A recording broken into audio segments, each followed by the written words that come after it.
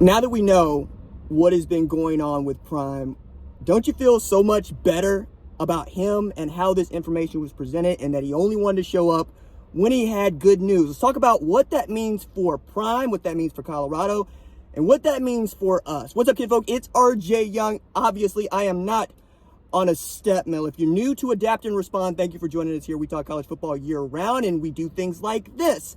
When there is news of an emergency, you're going to see me pop on in my summer outfit, in my summer wear, because I'm so excited to know that he's okay. I know that we had a lot of rumor about what was going on with Prime going back to May, when it was very clear that he was missing some events that he wouldn't normally miss. This came out in the black business community because he's been very strong there. He has given his voice there. He's given so much of his time and intellect to how we can all grow our black-owned businesses, as well as he likes to say, his Caucasian brothers and sisters, and what they could do to help each other. Now we get another public service announcement that all of us men need to go get our prostates checked. I thought this was a thing that we were doing, but apparently we're still having to have these conversations as they're going on, right? I think when you look at Prime and you see the relief on his face and the way in which he was able to talk with some candor with his doctors next to him, how emotional he was about how this has worked out for him, I think more men are going to show up to get their prostates checked out. One of the things I really love about Prime is how when he says something, it resonates, which also makes some more sense as to why it has taken the amount of time it has taken for us to learn just what's been going on with Prime. We know that he missed some meetings in June. We know that he missed some meetings in July.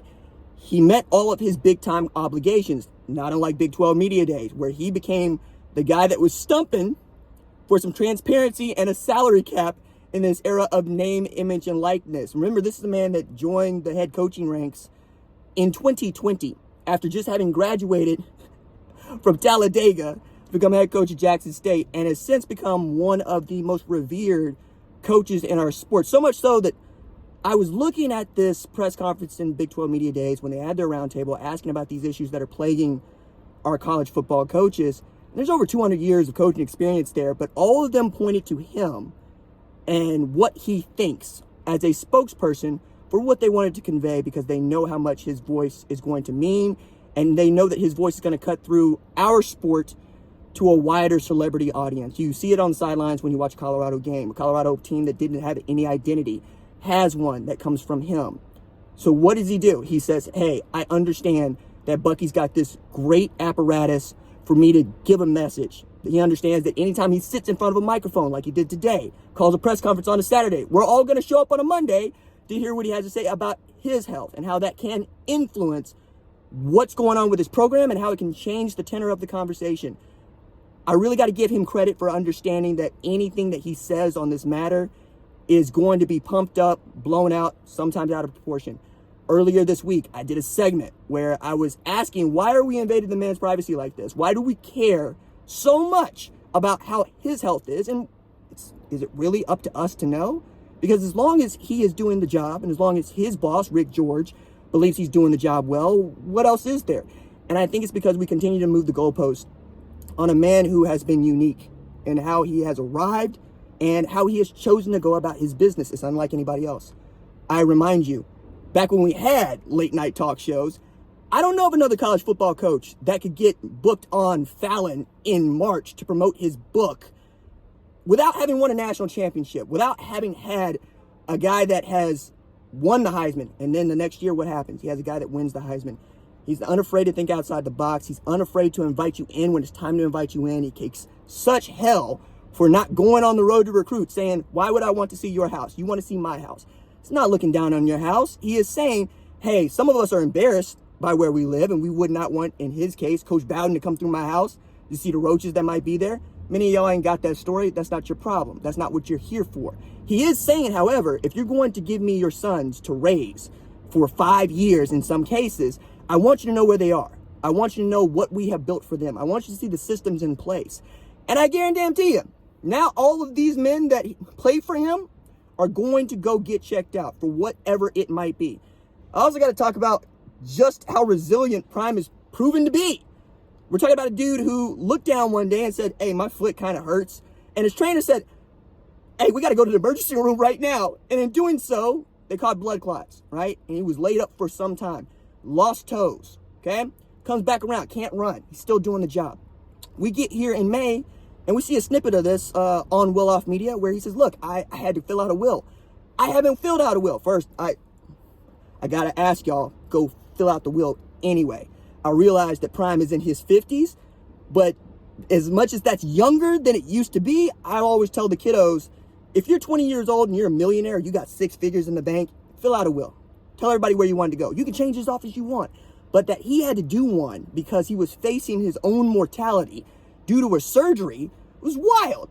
We're talking about a man who finds out, hey, I have a tumor on my bladder. What can we do? And he's able to circle the wagons. So many people wanted to help him because he has been touched by so many people. And the way in which his excellence is shown is, yeah, it's unique. There aren't that many men. There's only one man, actually, who's played in the Super Bowl and the World Series. There aren't that many men that can decide they want to be a head coach, show up, be a head coach, and then be, well, nothing short of miraculous in what he's been able to do. You say, Travis Hunter, who's committed to Florida State as a 5-star. Would you come to HBCU and FCS Jackson State to play with me, to catch passes from my son? And you turn that guy into the first real 2-way, both-way Heisman winner. He's going to do the same thing in Jacksonville Jaguars. You raise children like Deion Sanders who can take the heat. You raise children like Bucky who go, hey, I'm going to be hanging out with my dad. Everything is not necessarily okay. And that's as much as I'm going to say. When Prime is asked about it, he carries it like many middle-aged black men, honestly. No harm, no foul. Some of y'all seen Atlanta where my man Al goes into the woods and he stays on that farm and that pig damn near kills him and he's bleeding through his teeth, but he's telling his man Earn that he's okay. That's what we were getting from Prime. You know, I want us to be a little bit more open about what ails us and how and why. And I want us to do this without needing to show some level of masculinity that doesn't need to exist and frankly doesn't exist. I'm glad that he asked these questions. I'm glad that he went to get himself checked out, and I'm glad he's taken care of. He's also so happy because now we get to talk football again. He's in his overalls, you know, he's in his Stetson. He's having a good time. He's grateful. Isn't that the way that we all should be going through the world and living our lives? Maybe that's the message that you take. Maybe it's not. Maybe it's that he's as fallible as any other person. I would say that he has overcome more than people would give him credit for because he's so private and you won't know unless he wants you to know, just like right now. But also take that into account. He told you what's going on with him.